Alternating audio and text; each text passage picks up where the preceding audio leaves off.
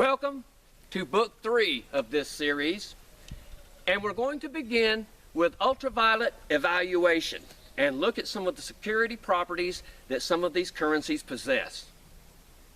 Hope you enjoy. Thank you. Now, I had said earlier that this was my favorite note because it's just beautiful, from the Ukraine 1997 note, and it's large.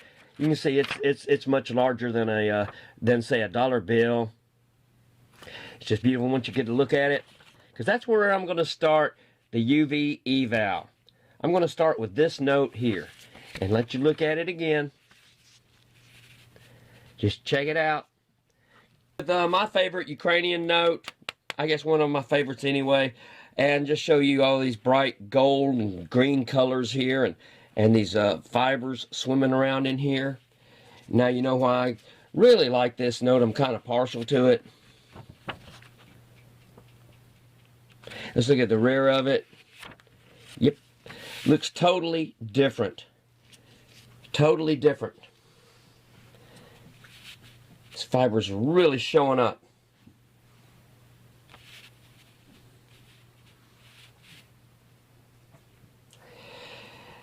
And I want to explain right here also that the light on the left is my 14 watt black light portable, and on the right over here is my 26 watt shortwave that's a plug-in. It's AC.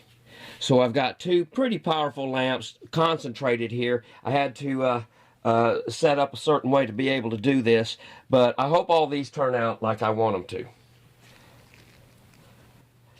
Now I want to show you this note from Russia, from the early 90s. Russian money. Some identifiers there, some security stuff. Here's another one. Got this pattern down here in the center. Some UV here and down here. Beautiful, sophisticated Russian money. Look at this guy. There's Mr. Lenin. All these fancy colors. This whole note here has like a slight yellowish sheen over it. And last, there's this note here, and that's from 1997, and it really is a spectacular note. Face of here got all the lint in it. And on the back, you got this nice security strip. Russian money. And a lot of it's very beautiful. Always has been. Russian money's always been real nice. It's just been worthless. Now I'm going to show some more, a few Ukrainian specimens. Through the 90s. Some later acquisitions. You see these? All these nifty colors. Some of these colors are kind of hard to describe.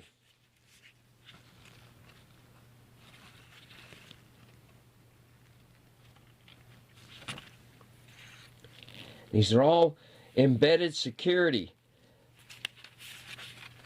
codes or just identifiers.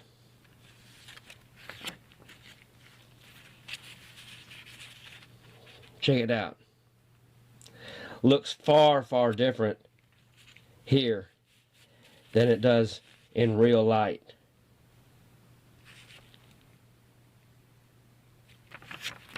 Now let's look at some more. Now I'm just going to show you some of the Bosnian banknotes. How did they get so classy in such a short amount of time? And I'm just going to, just pull out some specimens, let you see them. Several more like this. And there's not much on the rear. The reverse is pretty bland. But just want you to see how some of these countries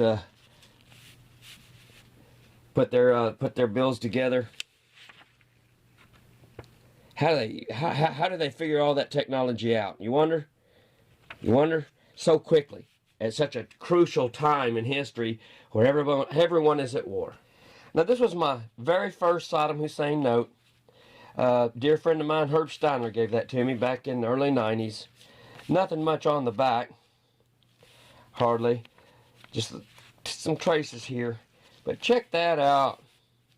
Saddam Hussein had very clever money. I'm going to show you some more Iraq money too here. I'm just going to pull him up. And let's get him up here. Check that out. Check him out. Got all these blemishes in here. All these fibers. You have blue and green and yellow fibers. Look at the back there. Yep, same color fibers. Here's another really nice bill from Iraq. And you'll see the scimitar blades coming out. You see all this fancy pattern work here and down the edges. This is all for security. Nothing on the back of that. Look at that. Check that out. And this is like a turquoise blue, limeish green coming around. Just some very faint pastels there. And here's the North Korean note. And you'll notice that it has fluorescent values. Has smudges on the top, on the side, and on the bottom. Let's flip it over. It's got these, this is bright yellow here, coming down through here. Some gold here. This has got some lime green in it. This is bluish. I repeat the colors because I'm not sure how the camera will pick it up. But North Korea had excellent quality money. Their bills were very nice. Now remember, I showed you my $10 billion note from Bank of Zimbabwe. And we're going to look at it a little bit. You can see some fibers in it. And here you have the serial number in some kind of strange orangish pinkish.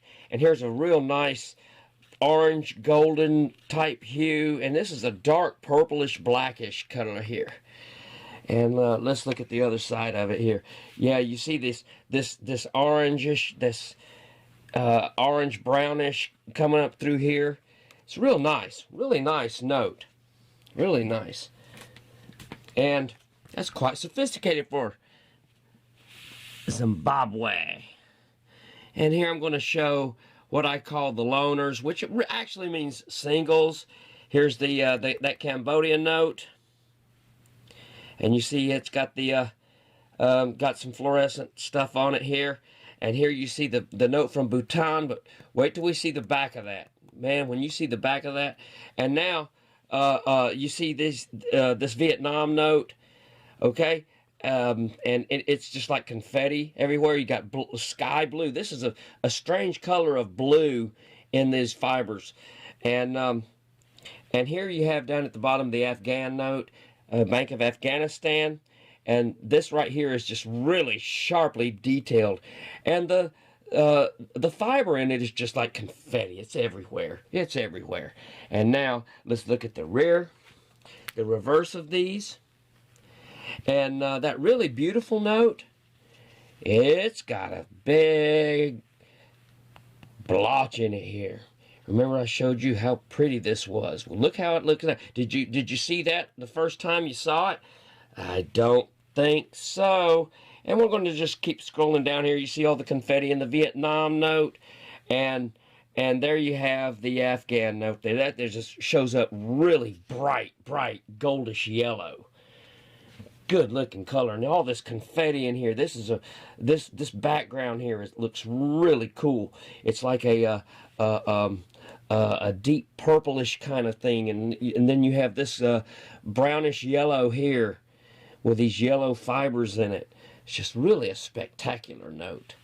But that one there, it just didn't have that square block in it, did it? I didn't think so. I'm just going to run through some of these bills in the light here so you can see them, how pretty they are. And over here, wherever you see a blank spot, that's generally a watermark. There's an old bill here from '97. Really nice note. It's another one. Let's look at the rear, the reverse. This is from Myanmar. These are Mongolian notes. Real pretty green. Wait till you see them in UV. It's the 10. And your watermark would be over here. All these are watermarks. Here's the 20.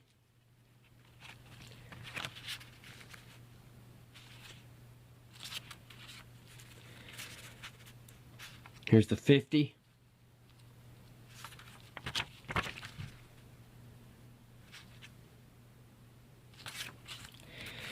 Here's a 100.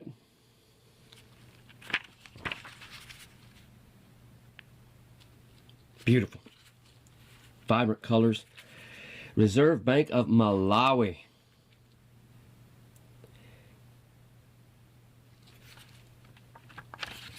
Of course, you'd have your watermark over here. See the security strip?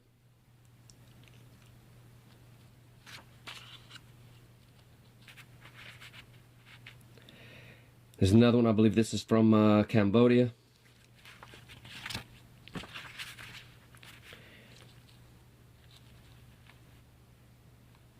Beautiful. Central Bank of Myanmar. Just thumbing through these. Isn't that beautiful? Just gorgeous. Look at all these designs. Of course, here would be your watermark. Now let's look at them in UV. Now I'm going to show some of these notes. This is an older note from '97. You'll see over here is all the watermarks. Check out the back of that.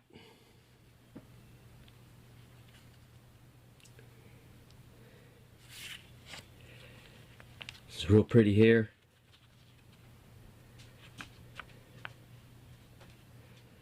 Let's look at the reverse. It's got all these fibers.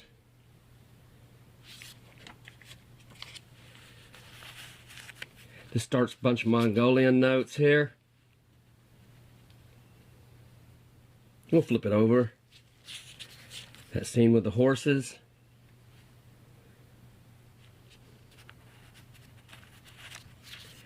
Another one.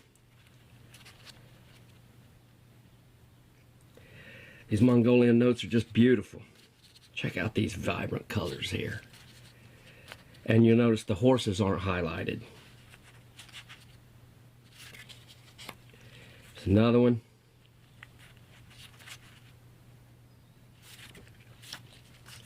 Here's one, another one's got the horses highlighted.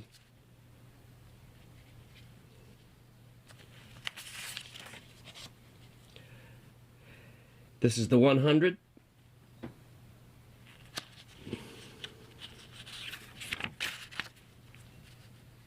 It's completely different.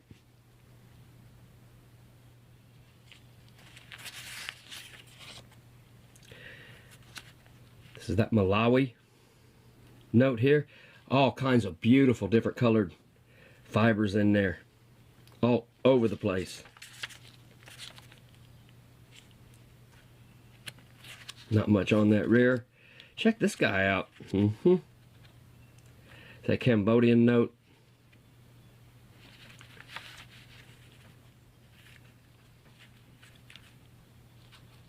It's beautiful under UV. Look at the rear of it. Look at that. Now that's what I call a security strip. It's got all kinds of reds and oranges and blues and yellows in the fiber over here.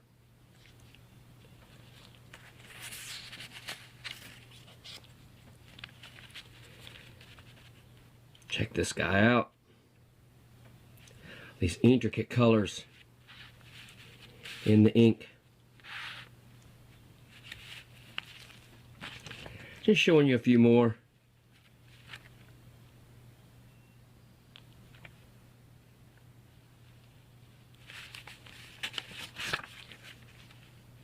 Gorgeous. Now I want to show you this United States Treasury note that I got back in the early 90s.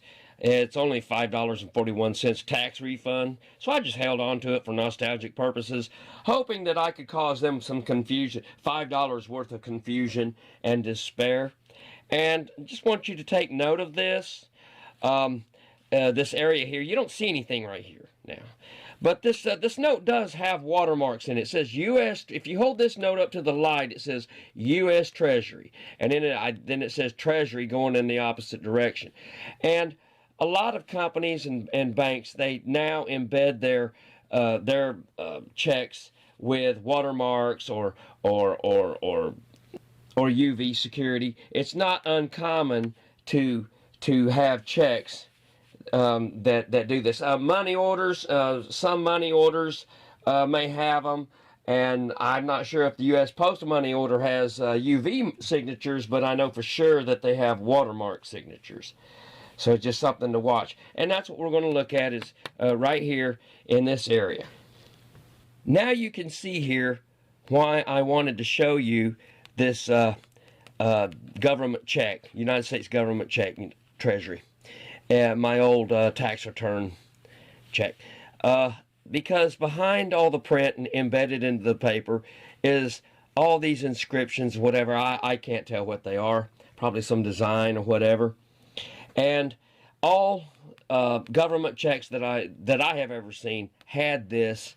The ones that I tested, they had this in there.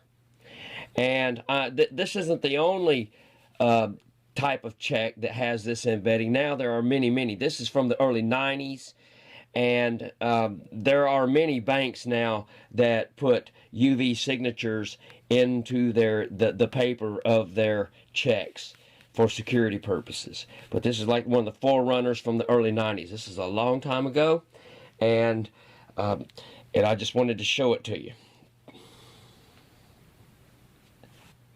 I decided to include this old American Express Optima card. This is mine. Expiration is February of '99.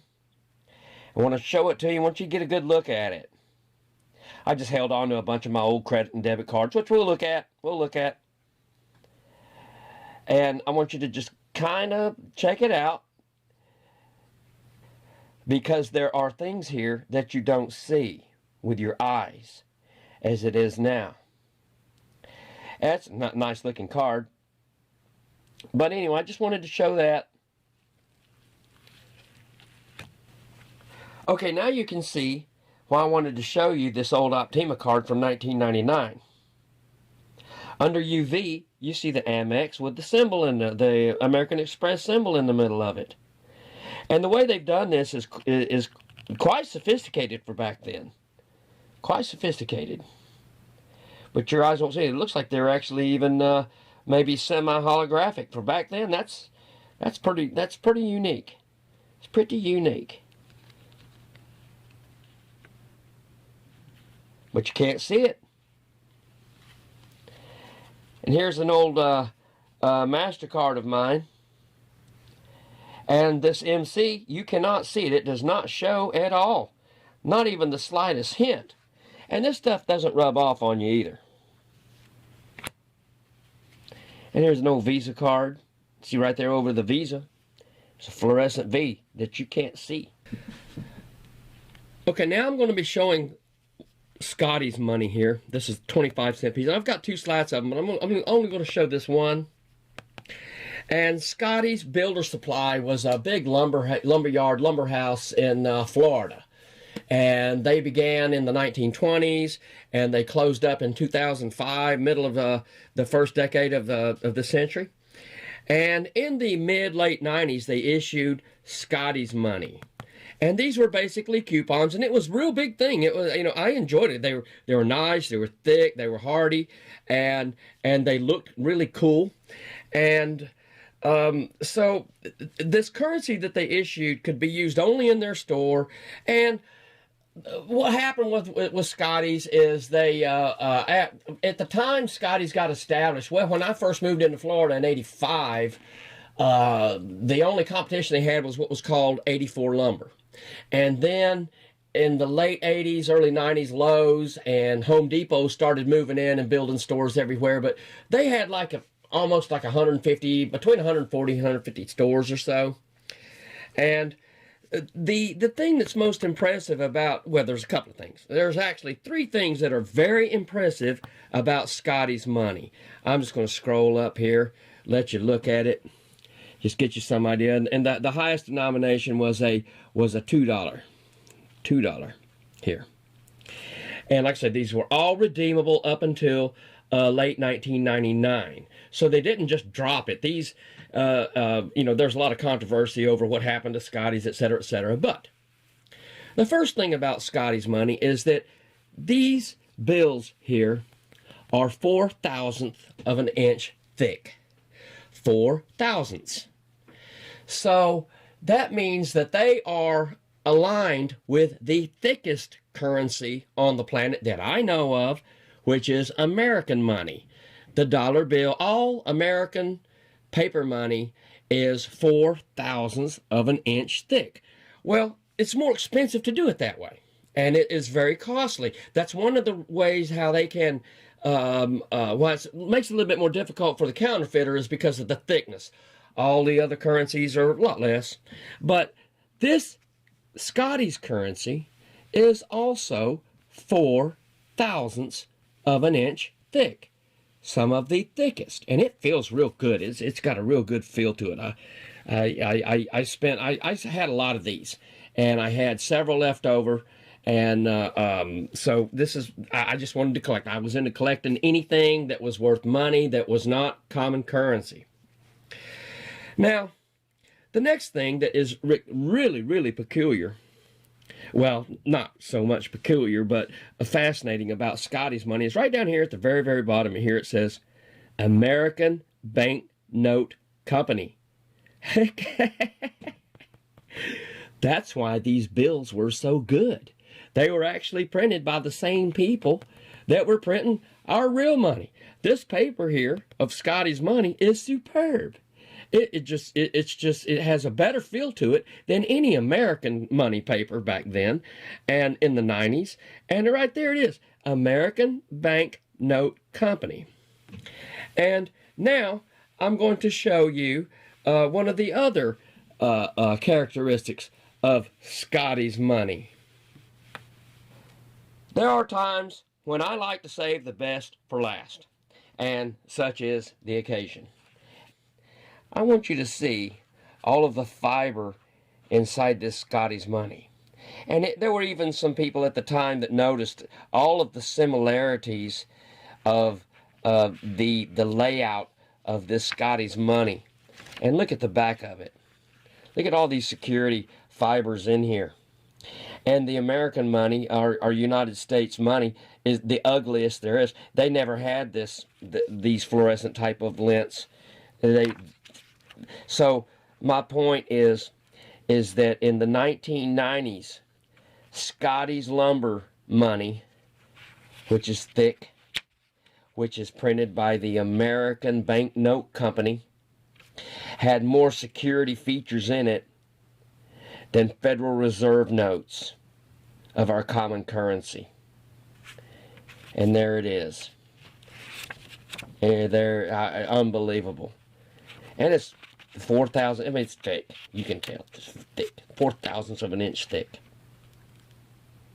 How come a lumber company has better security than the Federal Reserve of the United States? Now, this is a follow-up from the Scotty's money and perhaps American money as well. You'll see here, ABCorp. American Banknote Company changed their name to ABCorp, modernized a little bit, but this explains it. Secure since 1795. And if you go through their website, they really brag about themselves having the secure touch for over 200 years, which is the truth. And they don't show any of the currencies that they manufacture, and worldwide or domestically. But what they do show you is this picture here. And to the untrained eye, they might not realize what this is actually. But what you're looking at is a picture under UV. This picture is taken under long wave ultraviolet. And you see the spools here, they really glow up big time. and you have different colored threads on different colored spools. But this is showing all of the fiber threads that they have in their stock, or at least most of them. And these are the security fibers that you see in the money. And some of them are double colored, twisted, different colors, very, very intricately designed. And what they're saying with this picture is that we blow everybody else in the world away with our fibers, our security fibers, and could very possibly be the truth. So this is why they don't show any color. They are showing off what they do and have better than anyone else. Now, I think that's pretty cool. Just like to check that out. And here's a little follow-up to American Banknote Company. Now, here's another item I wanted to show you concerning the American Banknote Company. This is from a U.S. Stamp Collecting Society homepage. And the American Banknote Company printed up stamps for U.S. postage. And they did them all. And I'm not saying that they just did them for the United States. I believe they made them for all these small countries all around the world in the 1800s and up to the mid-1900s or so. Just different different pictures with different colored ink. Same stamps. And it's just endless. I'm just going to scroll down here and let you see some. I'm just going to flick my finger and just show them to you. All these American stamps. U.S. postage.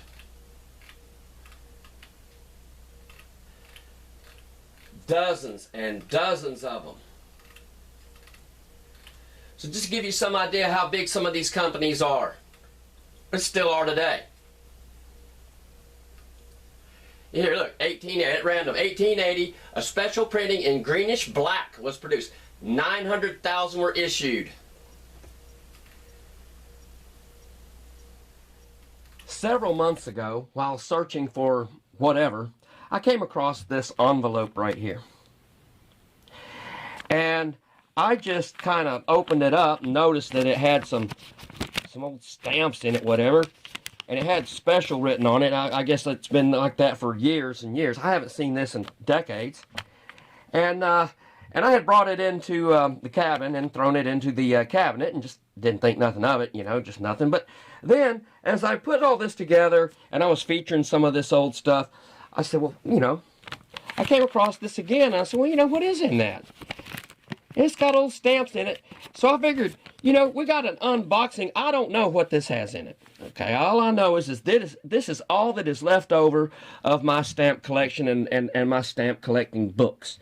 And for some reason I held on to these. They may have been, this is from years ago. And so this is kind of like an unboxing for myself. I obviously had put these in there years and years ago, 20, 30 years ago, and I really don't know what's in it, but I just kept them as special. And so it's actually an unenveloping. An unenveloping. And we're going to go in here and just bring these out.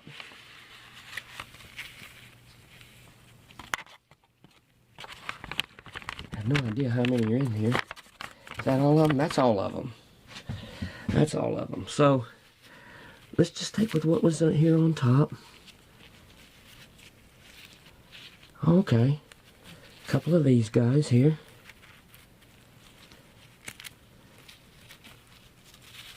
Wait, there's a couple more of them in there.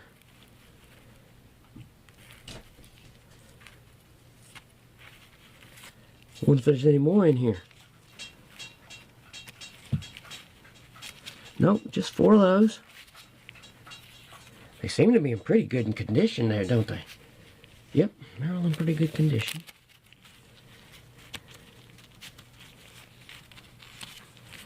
We'll set that one aside. What do we got here? Look at that. What is here? Some stuff there. There's an old one there.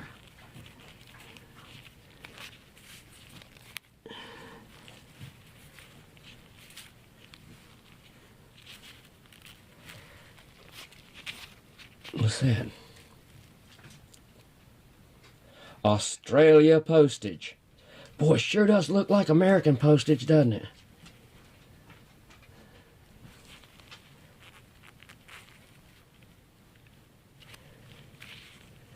What else we got in here? Let's see here.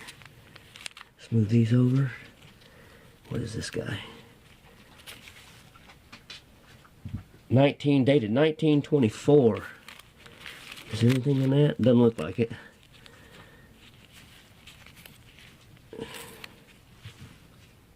Check that out.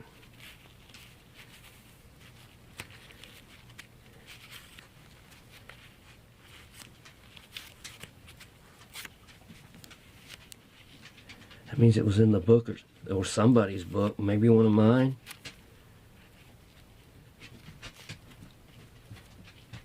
That's got a nice looking scenery on it, doesn't it?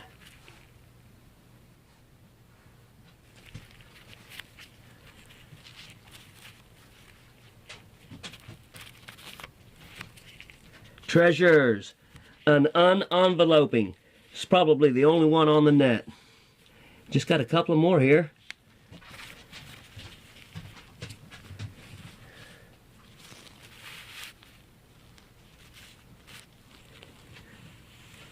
Bunch of old stamps.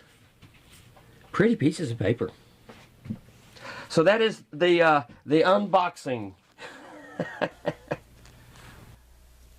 Okay, figuring out how to film this was quite a challenge. After watching several people's world currency videos, they have these massive $1-million currency collections, and they're all out of focus or glare, and they're just flipping through. You can't really see anything.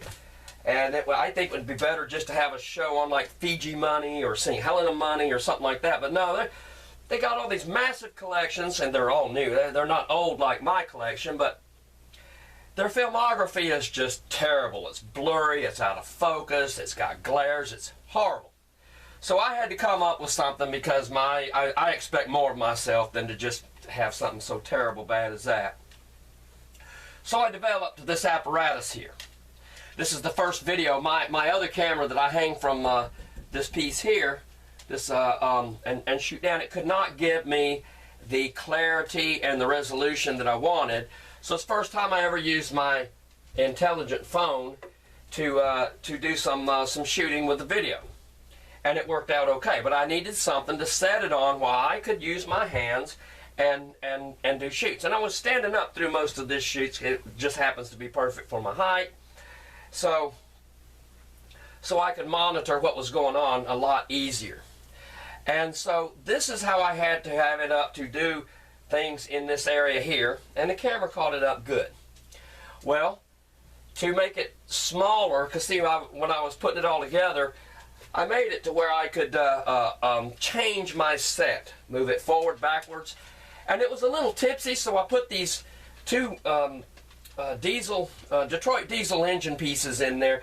These go on the pistons, connect the pistons to the crankshaft, and or to the piston arms. And so this is what I ended up doing, is with this set here, I could actually move it forward and backward as I designed things and was doing shoots. But then all I had to do to drop it down was take it apart.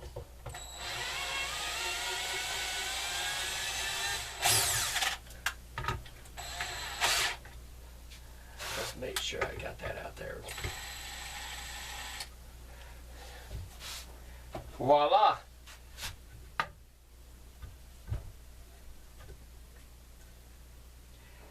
And then that goes down like that. And I hope that some of you guys out there that do have these vast currency collections, that you do something about the clarity of your stuff. It's just horrible, horrible. And to do my UV shots, I made these stands, one for the short wave and one for the long wave, so I could move them in and out to do shoots. And one problem I came against was that this did not work for the UV. The colors did not match the way I wanted them to. And so I experimented And I said, well, I've got to get it up a little bit. I had to change the angle, and I had to get it up.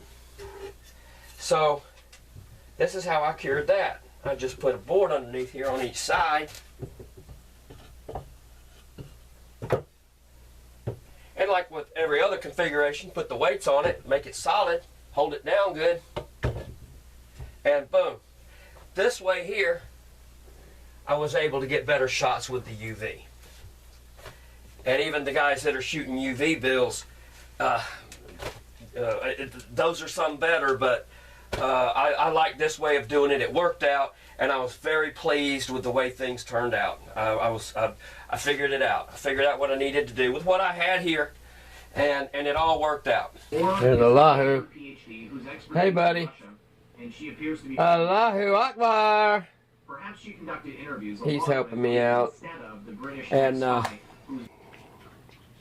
excuse me. And excuse me, sir. Excuse me. Thank you. Thank you. Thank you. And so we're going to look at some of these. Keep on going. Keep on going. And I'm going to be explaining some. And I used to have a book that was this thick, a notebook this thick, just of Georgia State and Confederate money. I have them just for study anymore. And okay, this ain't going to work.